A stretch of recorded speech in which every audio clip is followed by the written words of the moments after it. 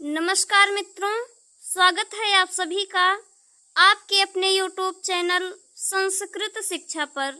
मित्रों, हम लोग ईशावास्य उपनिषद के मंत्रों की व्याख्या पढ़ रहे हैं। तो आज के वीडियो में हम लोग 13, 14 और 15वां मंत्र तथा उसकी व्याख्या पढ़ेंगे। और इसके पहले वीडियो में हम लोगों ने 12 मंत्रों तक पढ़ लिए हैं, यानी कि 12 मंत्र तथा उसकी व्याख्या हम लोग पढ़ लिए हैं। तो आज के वीडियो में 13वां, 14वां और 15वां मंत्र तथा उसकी व्याख्या पढ़ेंगे। तो इसमें देखते हैं। अन्यत एव आहु संभवात, अन्यत आहु असंभवात इति शुश्रुम धीराणाम ये नह तत् विचचक्षिरे। एक बार फिर से देखते हैं। अन्यत एव आहु संभवात, अन्यत आहु असंभवात इति शुश्रुम धीराणाम ये नह तत् विचचक्षिरे। इसकी व्याख्या देखते हैं। अन्यत यानी कि अन्य, दूसरा, एव ही आहु कहा गया है, संभवात, संभवात यानी कि संभव के बारे में। संभव से तात्पर्य है यहाँ पर विद्या। तो कह रहे हैं कि संभव के बारे में अर्थात विद्या के बारे में कुछ अन्य ही कहा गया है। अन्यत आहु कुछ अन्य ही या कुछ दूसरा ही आहु कहा गया है। असंभवात, असंभवात यानी कि असंभव के बारे में। यहाँ असंभवात से तात्पर्य है अविद्या, यानी कि विद्या के बारे में। संभव यानी कि विद्या के बारे में कुछ अन्य बातें बताई गई हैं, अर्थात विद्या की उपासना करने से जो फल प्राप्त होता है उसके बारे में कुछ दूसरा ही बताया गया है। और अविद्या की उपासना करने से जो फल प्राप्त होता है उसके बारे में कुछ अन्य बताया गया है, कुछ दूसरा बताया गया है। इति ऐसा शुश्रुम सुना गया है धीराणाम विद्वानों के द्वारा, बुद्धिमानों के द्वारा, यानी कि बुद्धिमान लोग जो हैं वे विद्या की उपासना करने से जो फल प्राप्त होता है उसके बारे में कुछ अन्य बातें बताई हैं। और अविद्या की उपासना करने से जो फल प्राप्त होता है उसके बारे में कुछ अन्य बातें इन्होंने बताया है।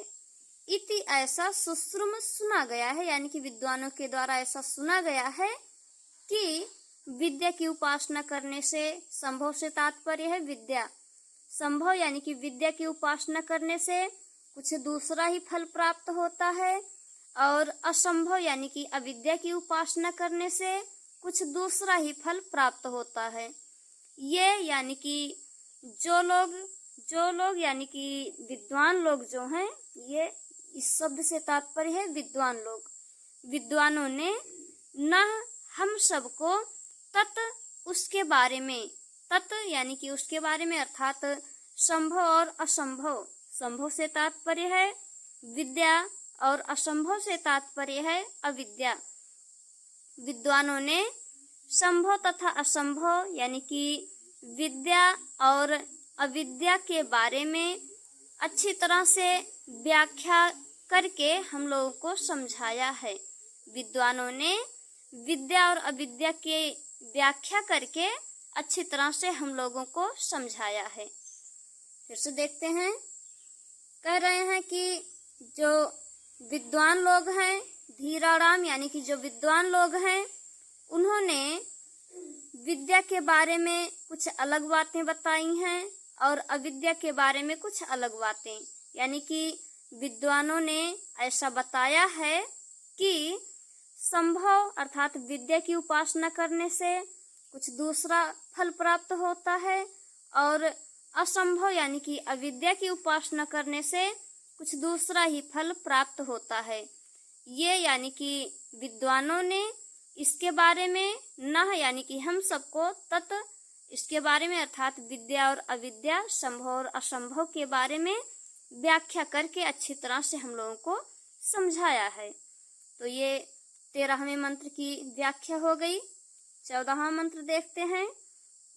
संभूतिम च विनाशम च यह तत् वेद उभयम सह विनाशेन मृत्युम तीर्त्वा संभूत्यम अमृतम अश्नुते। फिर से देखते हैं। संभूतिम च विनाशम च यह तत् वेद उभयम सह विनाशेन मृत्युम तीर्त्वा संभूत्याम अमृतम अश्नुते। संभूतिम यानी कि संभूति अर्थात ये जो है विद्या, संभूति से तात्पर्य है विद्या। च मीन्स और, विनाशम से तात्पर्य है अविद्या। संभूतिम च विनाशम च, संभूति और विनाश इसके बारे में यह जो यानी कि जो मनुष्य तत् इसके बारे में अर्थात संभूति और विनाश के बारे में वेद जान लेता है, उभयम दोनों के बारे में, सह यानी कि एक साथ। कह रहे हैं कि यह यानी कि जो मनुष्य, जो व्यक्ति विद्या यानी कि संभूति और विनाश, विद्या और अविद्या, संभूति से तात्पर्य है विद्या और विनाश से तात्पर्य है अविद्या।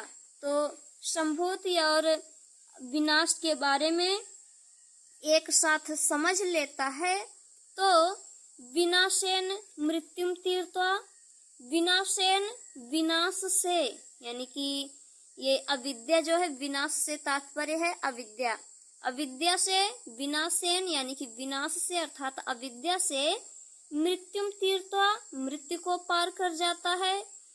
संभूत्याम अमृतम स्नुते, और संभूति की उपासना करने से वह अमरता को प्राप्त हो जाता है। जो मनुष्य संभूति और विनाश के बारे में, दोनों के बारे में यानी कि संभूति और विनाश दोनों के बारे में एक साथ जान लेता है, एक साथ समझ लेता है, इन लोगों के बारे में जानकारी प्राप्त कर लेता है, तो विनाश यानी कि अविद्या की उपासना करने से वह मृत्यु को प्राप्त होता है और संभूति की उपासना करने से अमरता को प्राप्त हो जाता है। तो इस मंत्र में यही बताना चाह रहे हैं कि जो मनुष्य विद्या की उपासना करता है वह अमरता को प्राप्त हो जाता है और जो मनुष्य अविद्या की उपासना करता है वह मृत्यु को प्राप्त होता है। अगला मंत्र देखते हैं। हिरण्यम एन पात्रेण सत्यस्य अपहितं मुखम तत्त्वम पूषण अपावृणु सत्य धर्माय दृष्टये। एक बार फिर से देखते हैं। हिरण्यम एन पात्रेण सत्यस्य अपहितं मुखम तत्त्वम पूषण अपावृणु सत्य धर्माय दृष्टये। इसकी व्याख्या देखते हैं। हिरण्यम यानी कि स्वर्णमयी, हिरण्य का अर्थ होता है स्वर्ण, सोना। तो हिरण्यम यानी कि स्वर्णमयी, एन इस पात्रेण पात्र को, सत्यस्य सत्य के, अपहितम ढके हुए, मुखम मुख, कह रहे हैं कि हाँ थोड़ा सा और देखते हैं। तत् उस, तुम यानी कि ईश्वर, पूषण यानी कि पूषण देव, सबका भरण पोषण करने वाले पूषण देव, अपावृणु यानी कि हटा लीजिए या इसे अनावृत कर दीजिए। आवृत यानी कि ढकना, अनावृत यानी कि खोल देना, हटा देना या ढके हुए चीज को जो है उसे ढके हुए आवरण को हटाना। सत्यस्य, सत्य यानी कि सत्य, धर्माय धर्म के लिए, दृष्टये सत्य धर्म को देखने के लिए। तो कह रहे हैं कि पूषण यानी कि हे ईश्वर, हे पूषण देव, आप हिरण्यम यानी कि स्वर्णमयी, एन पात्रेण इस पात्र को, कह रहे हैं कि हे पूषण देव आप इस स्वर्णमयी पात्र को सत्य और सत्य धर्म की दृष्टि के लिए, यानी कि सत्य धर्म को देखने के लिए इस अपने मुख पर, सत्य धर्म से युक्त इस अपने मुख पर पड़े हुए आवरण को हटा लीजिए। यानी कि इसमें यही कहना चाहते हैं कि हे ईश्वर या हे परमात्मा, आपका जो यह मुख है सत्य धर्म, यानी कि आपका यह जो मुख है सत्य धर्म से युक्त यह मुख जो है उसे हम देखना चाहते हैं। दृष्टये तत्त्वम, यानी कि आपके उस सत्य स्वरूप मुख को हम देखना चाहते हैं। आप हिरण्यम एन, यानी कि इस स्वर्णमयी पात्र को, जो स्वर्णमयी पात्र आपके मुख को अपहितम ढका हुआ है, आपके मुख को जो है, जो यह स्वर्णमयी पात्र ढके हुए है, इस स्वर्णमयी पात्र को आप हटा लीजिए, जिससे हम आपके सत्य धर्म स्वरूप मुख को देख सकें, अर्थात आपका दर्शन कर सकें। एक बार फिर से देखते हैं। तो इसमें जो ऋषि हैं वो यही कहना चाह रहे हैं कि हे देव पूषण, यानी कि हे देव, तत् यानी कि वह तुम, आपका वह जो सत्य स्वरूप मुख है, आपका जो सत्य स्वरूप मुख है, उस सत्य स्वरूप मुख को, सत्य धर्म के लिए उस सत्य स्वरूप मुख को देखना चाहता हूँ, अर्थात आपका दर्शन करना चाहता हूँ।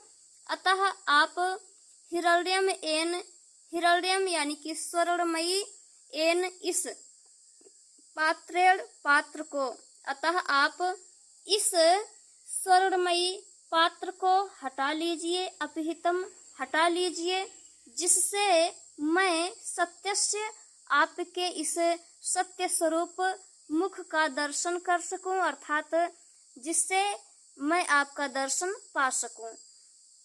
तो इसमें जो है, जो ऋषि हैं ईश्वर के दर्शन के लिए ईश्वर से प्रार्थना करते हैं कि हे ईश्वर, आप सत्य स्वरूप हैं, हम आपके इस सत्य स्वरूप, आपके मुख का दर्शन करना चाहता हूँ, अर्थात सत्य स्वरूप ईश्वर, हम आपका दर्शन करना चाहते हैं।